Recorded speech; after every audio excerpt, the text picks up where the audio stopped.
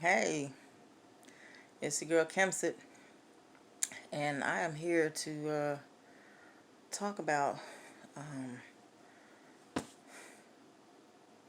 okay, I'm here to talk about my fears of getting a hysterectomy.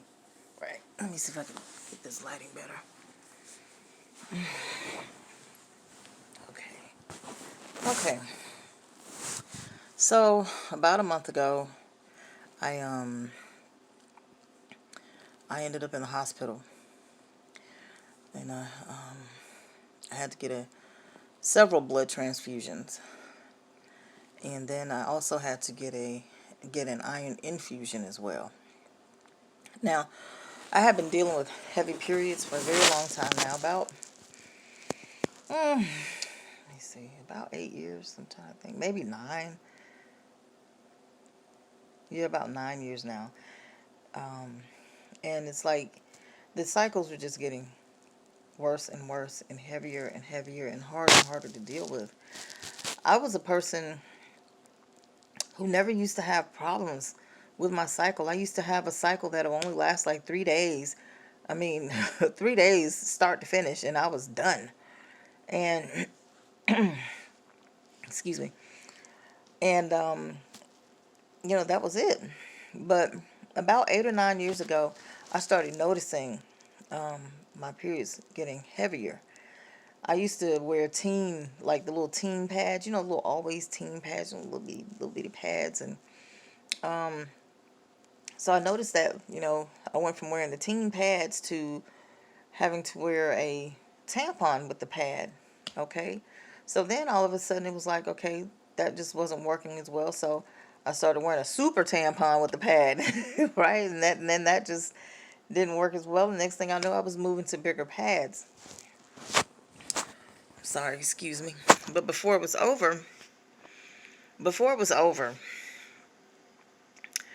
I went from the little teen pads to that big giant pad that folds out like 4 times, with the little seat in the back.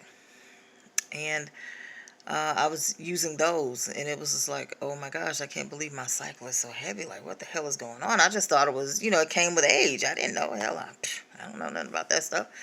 I just know it show up every month on time like it's supposed to, you know. But I had no idea, that I was having,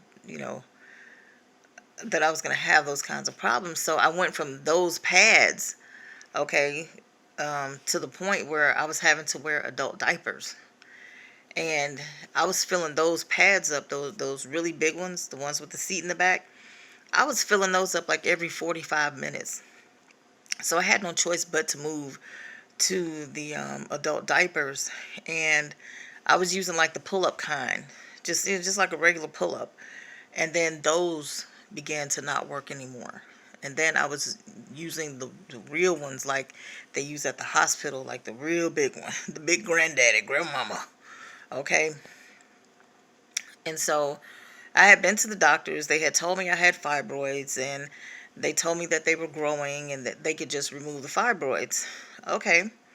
Well, at one point, I wasn't ready to remove the fibroids because I was still interested in having kids.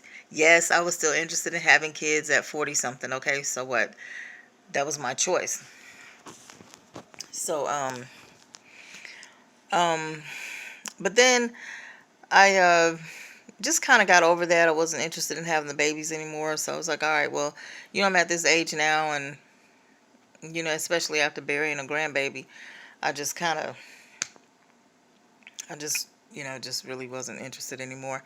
So by the time I was ready to actually say, okay, I'm ready to get the fibroids removed, then we move into the whole COVID phase.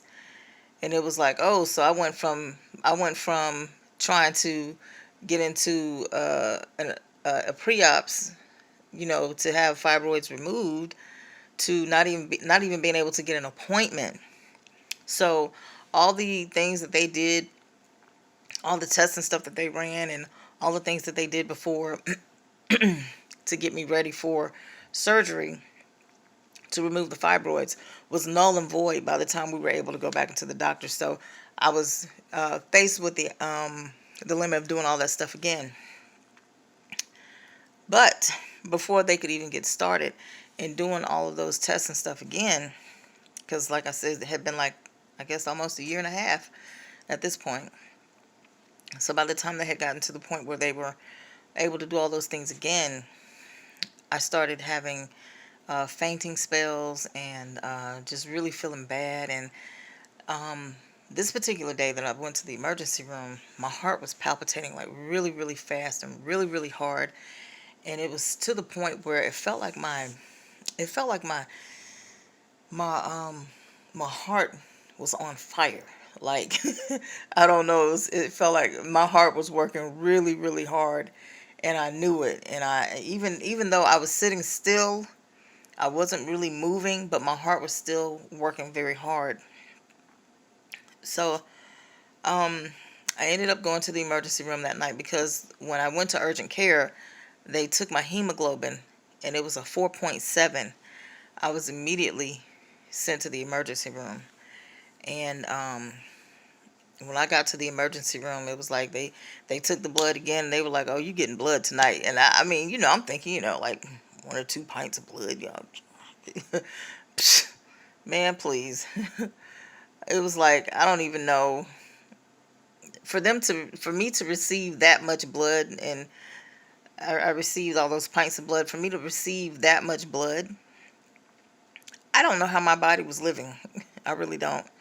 And I don't want to go into too many details about how much, blood I received, but I received a lot.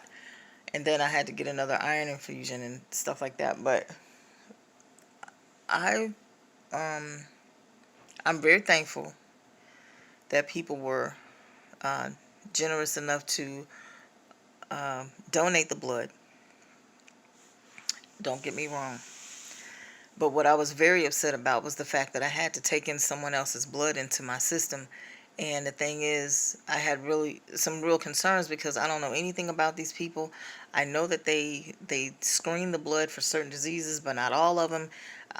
Do these people do drugs? What kind of lifestyle these people? I don't know anything about these people, that this blood came from. So I know that each pint of blood has like 8 or 10 specimens or different donations per pint. And so, I'm looking at like 40 different specimens, up to 40 different specimens in my body, from a blood transfusion. And that was very upsetting to me. And at first when they came with the idea of a hysterectomy, I was like, I wasn't really with it because I was like, I think that's over the top. But this is before the emergency room visit. I was like, I think that's over the top. Let's talk about some other options. Well, whatever. But after I received that blood, I was like, oh no. I did not like the idea of having to take in someone else's blood, especially that much. And it was like, yeah, so let's go ahead and get this out. And if I could explain to you the blood clots that were coming out of me, it was like I was giving birth to a baby every month. I mean, gosh, man, blood clots like the size of my fist. And, I'm not a little girl, but the size of my fist. You understand? And it was several of them every month.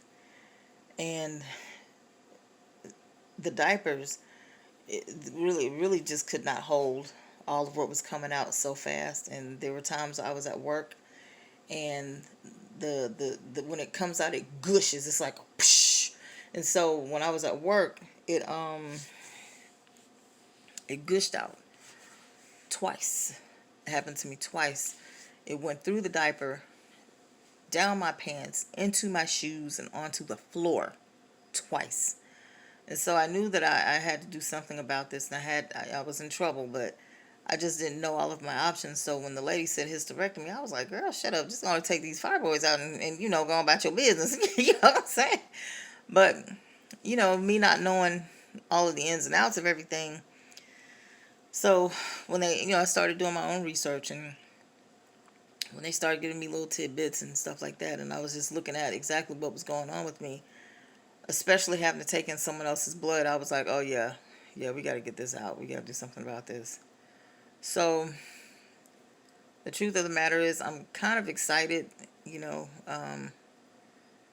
I'm kind of ready. I'm not going to say excited, but I'm ready to get this out of me because I'm tired of living my life in fear.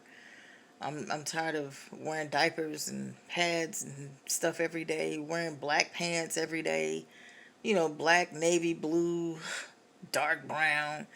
Don't get me wrong, those are some decent colors, but I want to wear those colors when I want to wear them, not because I'm forced to wear them every day. I'm tired of wearing diapers to work, diapers to bed. I'm tired of changing pads. I mean, I get chafed down between my legs. You know what I'm saying? So it's like I'm just tired. And then, you know, um,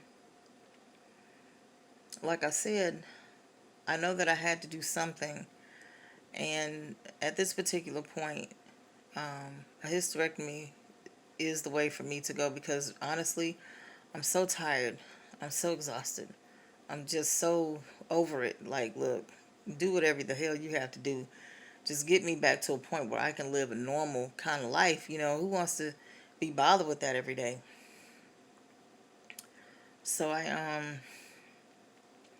so yeah, I'm just gonna go ahead and do this hysterectomy. But I'm gonna be very honest with you. I am afraid.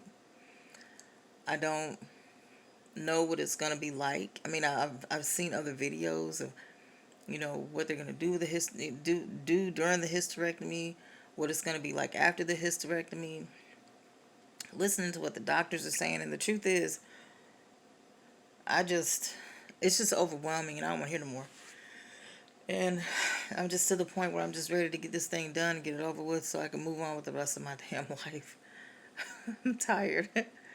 And right now they have me on a hormone therapy to stop the bleeding, because literally, if they didn't stop the bleeding, all of that blood that I had just taken in, I was just going to bleed it right back out. So right now I'm on those pills, and so I'm not having a cycle. I'm still having some bleeding, but it's not like nothing like it was before. So I have 6 days before the surgery, and I'm just a little nervous. Um, I'm a little nervous because the last time I was put under, I was under anesthesia is when I had my daughter, and my daughter's 25. We talking 25 years ago, and you want to put an old woman under anesthesia for how long? Lord. So I'm a little nervous, but I know it's something that has to be done. Um, but I'm also trying to see the bright side of things. I remember before I started having these female issues is that I used to have a lot of energy, and I used to be able to work 8-9 hours and then go hike 5 miles around Stone Mountain or go up the mountain. I used to be able to do that because I had the energy.